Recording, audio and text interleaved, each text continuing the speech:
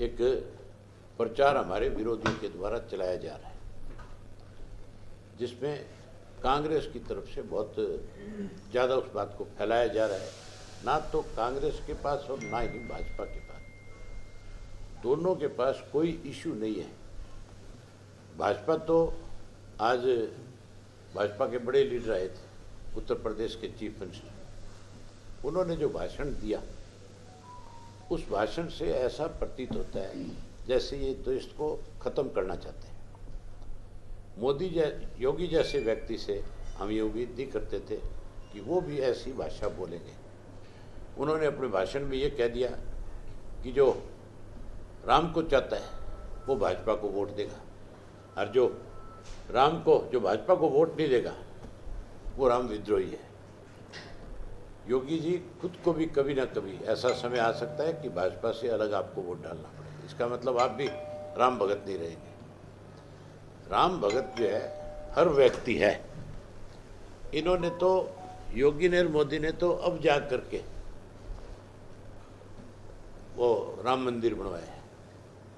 हमारे तो पुश्तों से घरों में मंदिर है भगवान राम का, और हर आदमी जो है सुबह सवेरे, चाहे वो खेत में काम करने वाला है, चाहे कोई अपना बिजनेस करने वाला है, चाहे कोई सफ़र पे जाने वाला है, हम तो घर की चौखट से बाहर जब कदम रखते हैं उससे पहले मंदिर में जा कर के मत्था टेकते हैं, अपने भगवान को भी मानते हैं और अपने जो पूर्वज जो हैं, जिनको हम अपना पितर कह देते हैं, जिनको अपना भूमिया कहते हैं, हम तो उनको भी बहुत श्रद्धा के साथ उनको नमन करके फिर अपने काम को शुरू करते हैं। ये वो लोग हैं जो केवल लोगों को धर्म के नाम पे, जाति के नाम पे, मजहब के नाम पे बांट करके इस देश को ख़त्म करना चाहते हैं। जो देश कभी दुनिया का सबसे अमीर मुल्क माना जाता था, आज उस मुल्क को ये बेच रहे हैं, लुटवा रहे हैं। वहीं कांग्रेस की हालत ख़राब है।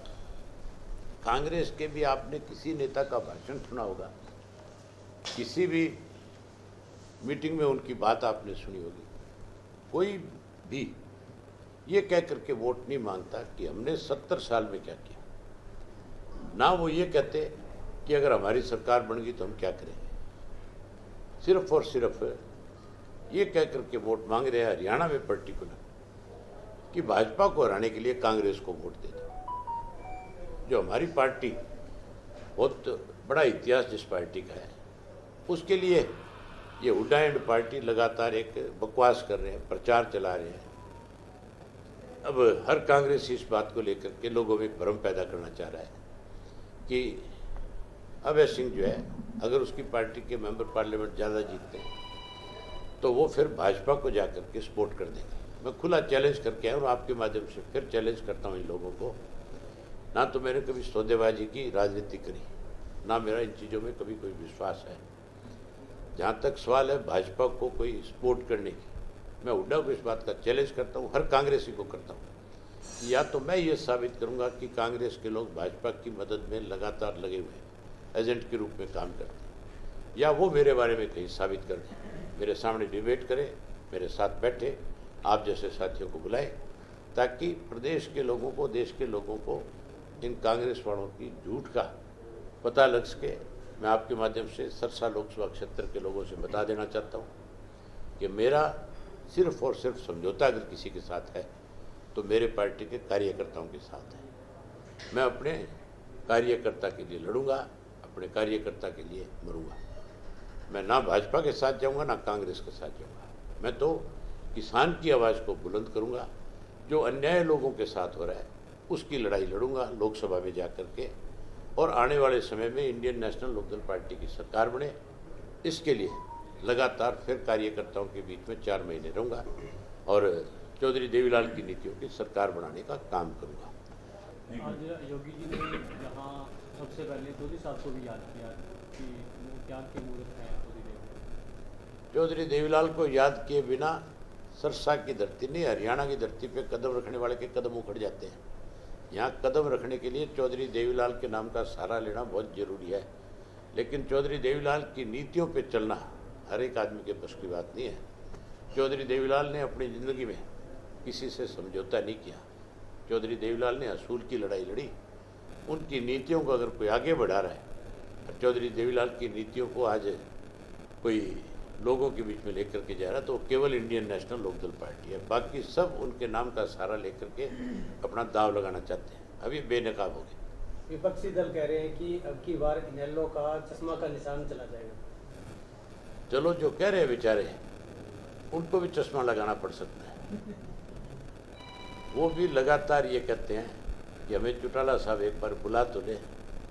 वो तो चश्मा लगाने के लिए तैयार बैठे हैं, लेकिन जो हमारा कार्य करता है वो जो है, अगर ऐसे लोगों के दोबारा चश्मे लगे तो उनकी मेहनत जो है वो बेकार हो जाएगी, उनका विश्वास खत्म हो जाएगा। जिन लोगों ने लूटा है, जिन लोगों ने झूठ बोलिया है, हमारी पार्टी में उन लोगों के लिए कोई जगह नहीं। सर, किरण चौधरी ने कहा है कि उनकी जो श्रुति की टिकट है वो मुझे सीधा नहीं कटवाई। मुझे किरण चौधरी की वीडियो मैंने भी सुनी। बड़ी हैरानी की बात है, चौधरी बंसीलाल हमारे विरोधी रहे, हमारे साथ भी थे, हमारे राजनीतिक विरोधी भी रहे, लेकिन किसी राजनीतिक परिवार को पहली दफ़ा मैंने देखा है कि उसको उसी की पार्टी में हाशिए पे ला करके खड़ा कर दिया। किरण चौधरी अगर इंडियन नेशनल लोकदल पार्टी में रहना चाहेगी, हम उसका बहुत सम्मान करेंगे, हम उनको बहुत इज्जत देंगे। शैलजा जी लोकसभा का चुनाव लड़ी, लेकिन सपने में मतलब के नारे जो हैं? है, शैलजा जी लोकसभा का चुनाव लड़ रही है, लेकिन यहाँ वो जो है भावी मुख्यमंत्री के नारे उनके कार्यकर्ताओं को, ये लोगों को बहकाने के लिए होता है।